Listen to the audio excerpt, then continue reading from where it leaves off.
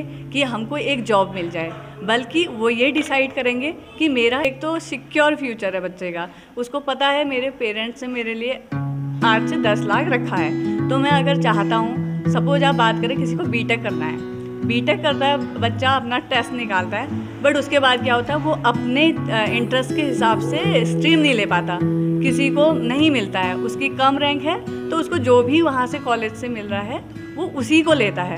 उसका इंटरेस्ट मे भी कुछ दूसरा हो बट उसको मिलता दूसरा फील्ड है।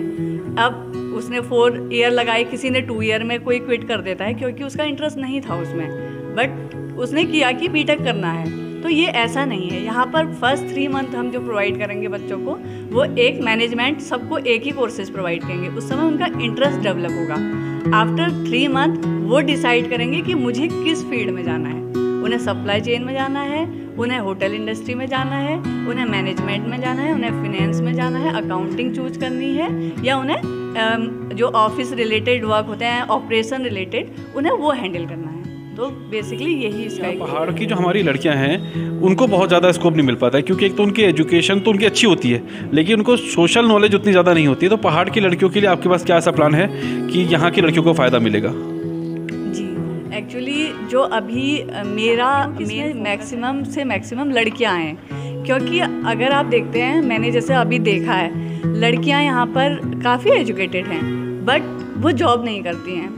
उनका एक तो पेरेंट्स का भी रहता है कि मैरिज तो होनी है, चाहे वो एक अच्छे लड़के से कर सकते हैं, बट आज की सिचुएशन में आपने अभी कोविड जैसा सिचुएशन हमने देखा, ऐसा पेंडेमिक सिचुएशन आया कि अपने लोगों ने अपने फैमिली मेम्बर लूज कर दिए। उसके बाद अगर किसी के साथ मिसहैपनिंग हो सकती है, तो ऐसी चीज़ों में क्या होता है कि लड़की फिर क्या करेगी, क्योंकि वो जॉब तो कर नहीं रही है, वो डिपेंड है अपने हस्बैंड पे। तो मैं चाहती हूँ कि हर लड़की इंडिपेंडेंट रहे, अगर उसमें ऐसे वो ये कोर्स करती है तो लास्ट ईयर कोविड में हमने ऐसा नहीं था कि इसका कोई बहुत ज़्यादा प्रमोशन किया था, बस गूगल पे हम, उसके बाद वहाँ से हम लोगों के पास बच्चे आने स्टार्ट हुए और हमारे पास लास्ट कोविड में 32 बच्चे आए, जिसमें से हमने जो एडमिशन्स लिए ओनली 31 लिए, ठीक है। तो जो 31 बच्चे थे, उन 31 बच्चों में से अभी मतलब अगर हम लास्ट ईयर की बात करें तो हमने उनको सारा इंडस्ट्रियल ट्रेनिंग यहीं करवाया है, इंडिया में करवाया। लेकिन उसके बाद अभी 13 बच्चे ऐसे हैं जो कि अभी दुबई और बहरीन में ऑलरेडी सेटल हो चुके हैं, और उसके बाद जो बाकी बच्चे हैं उनका अभी वीज़ाज़ वगैरह अवेटेड है और मोस्ट प्रॉब्ली 1 से 2 महीने के अंदर वो भी क्लियर होकर चले जाएंगे। बट हाँ, वो अभी इंडिया में जॉब्स कर रहे हैं। और अगर आपको देखना हो तो हमने अपने इंस्टीट्यूट में सभी का सक्सेस स्टोरी यहाँ पे लिखा हुआ है, तो ये भी मैं चाहता हूँ कि आप अपने दर्शकों के साथ शेयर कीजिए और जो लोग यहाँ पे आए वो थोड़ा सा इनका सक्सेस स्टोरी देखें।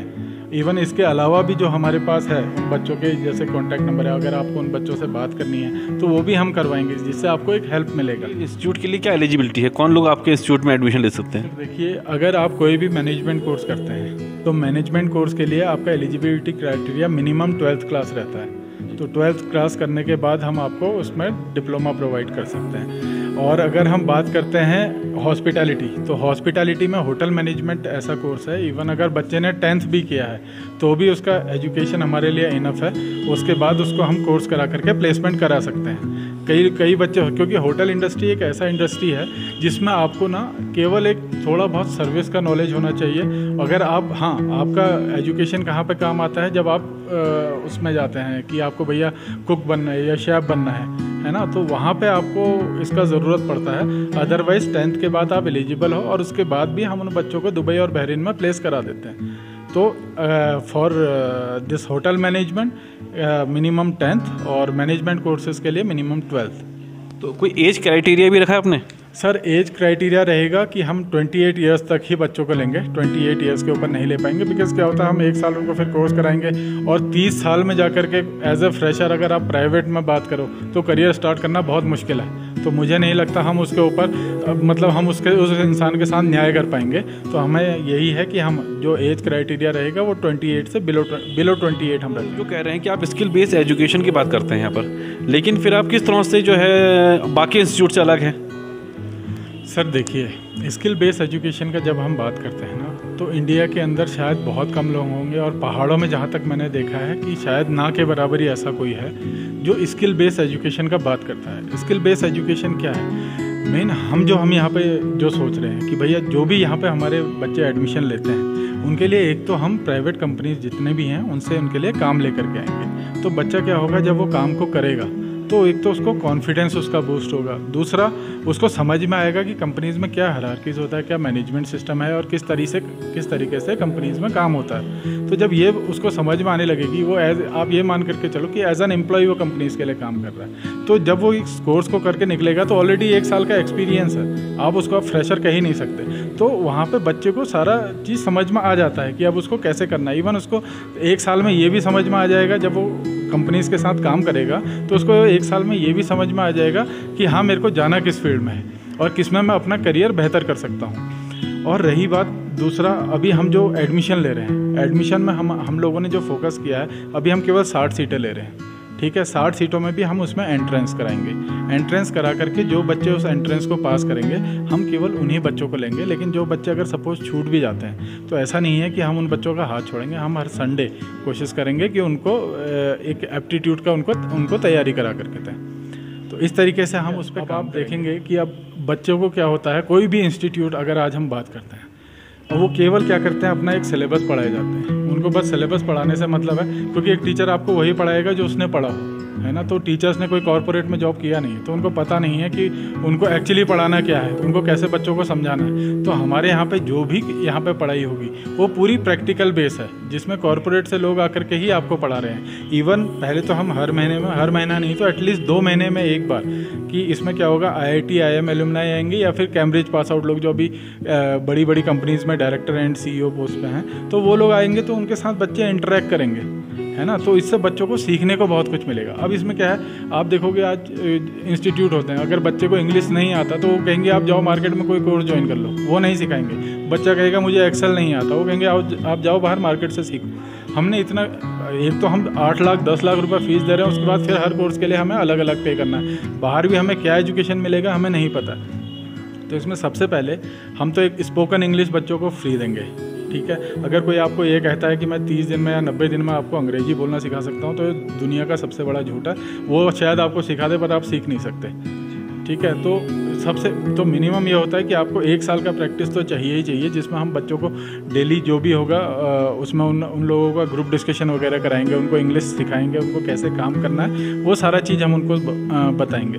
तो उसके बाद क्या होगा, 1 साल में जाकर के कहीं बच्चा इस लायक होगा कि वो नॉर्मल कन्वर्सेशन कर सके किसी के साथ, ठीक है। दूसरा, हम उसके पर्सनैलिटी डेवलपमेंट में काम करेंगे।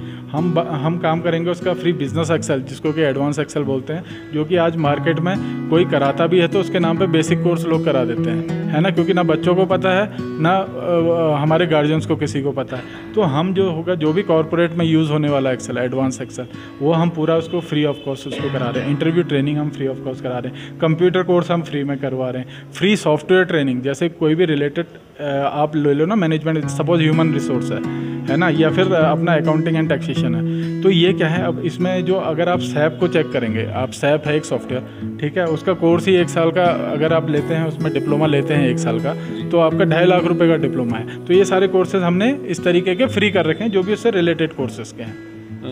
आजकल जो है बच्चे मोबाइल रील्स पे, मोबाइल एडिक्शन बहुत ज़्यादा हो गया है, उस पर बहुत ज़्यादा है, या फिर हमारे देख रहे हैं कि पहाड़ पे बच्चे जो हैं ज़्यादा डिलीवरी बॉय बहुत ज़्यादा बन रहे हैं। तो इसके बारे में आपकी क्या सोच है? सर देखिए, अभी जो ये पता है ये सबसे बड़ा गलती क्या है, थोड़ा सा हम बच्चों को भी दोष नहीं दे सकते इसके लिए। इसका दोष जाता है हमारा जो गार्जियंस है, जो कि क्या होता है ना, हम लोगों को खुद नॉलेज नहीं है। आज हर बच्चा क्या बात करता है, उसको सोशल मीडिया में इन्फ्लुएंसर बनना है ना, उसको अपना करियर उसमें चाहिए। तो थोड़ा सा हम लोगों के ना गार्जियंस को, हमारे सोसाइटी को भी इन चीज़ों को लेकर के समझाना चाहिए। अभी मैं जैसे देखता हूँ बच्चे रील्स बना रहे हैं, है ना, वो अपना गेम में इतना बिजी हैं कि उनको पता नहीं है, उनको मतलब बहुत ज़बरदस्त एडिक्शन हो गया। तो क्या है, सबसे पहले हमें बच्चों को ये पढ़ाना पड़ेगा, हमें ये बताना पड़ेगा कि भाई अपने करियर को लेकर के अभी सीरियस हो जाओ। क्योंकि आज अगर ये इन चीज़ों में अगर चले गए, कल हमारे पास क्या था, एटलीस्ट ये ऑप्शन था कि जाकर के मजदूरी कर सकते हैं। आज ये बच्चे उस काम के भी नहीं रहेंगे, ये मजदूरी भी कर सकें। तो थोड़ा सा इनके पेरेंट्स को भी बोलना चाहिए, सबको समझना चाहिए और इन बच्चों को प्रेरित करना चाहिए कि भाई जाओ। अगर सपोज मैं अपने इंस्टीट्यूट का ही बात करता हूँ, तो इन बच्चों को यहाँ आएँ, हम इनका फ्री काउंसलिंग कर रहे हैं, ठीक है। अगर ये डेली भी आना चाहते हैं, कि सर हमें डेली आना है, डेली कुछ ना कुछ जानना है, सीखना है, तो हम उसके लिए भी तैयार हैं। पर हमारा ये है कि एटलीस्ट बच्चे यहाँ पर आएँ। अब बात करते हैं कि बहुत सारे बच्चे हैं यहाँ पे कि हाँ कॉलेज कर रहे हैं, साथ में उन्होंने डिलीवरी बॉय का काम स्टार्ट किया हुआ है। देखो काम कोई छोटा या बड़ा नहीं होता है, काम काम होता है और वो ठीक है, लेकिन क्या है ना, आपको उसमें ग्रो कैसे करना है ये पता होना चाहिए। अब जैसे सप्लाई चेन, आपका क्या होता है, जो सप्लाई चेन में या ट्रांसपोर्ट में है ना, जो भी वैकेंसीज आती हैं, सपोज इसमें आता है स्टोर एंड मटेरियल मैनेजमेंट में, है ना, तो इनको क्या होता है, इन बच्चों को ना इस तरीके के कोर्सेज भी ज्वाइन करना चाहिए कि कल के दिन में केवल डिलीवरी बॉय बन के ना रह जाए, ये उससे ऊपर भी बढ़ सके। तो ये मेरा इस सभी के लिए मैसेज है कि आप एटलीस्ट आइए। देखिए हमें ये नहीं है कि यहाँ हमें सीट्स फुल करनी है, हमारा एक ही मैसेज सबके लिए है कि सब लोग यहाँ आएँ और इन कोर्सेज़ के बारे में जानें। बस हमें इससे ज़्यादा, अगर हमें लगता है कि यहाँ आकर के बच्चे सिर्फ इसके बारे में जान रहे हैं तो यही हमारे लिए सबसे बड़ी सक्सेस। सर आपका एड्रेस क्या है, कहाँ पर आपने इंस्टीट्यूट खोला है यहाँ पर? सर ये है पार्थ प्लाजा में, लोअर ग्राउंड फ्लोर पे।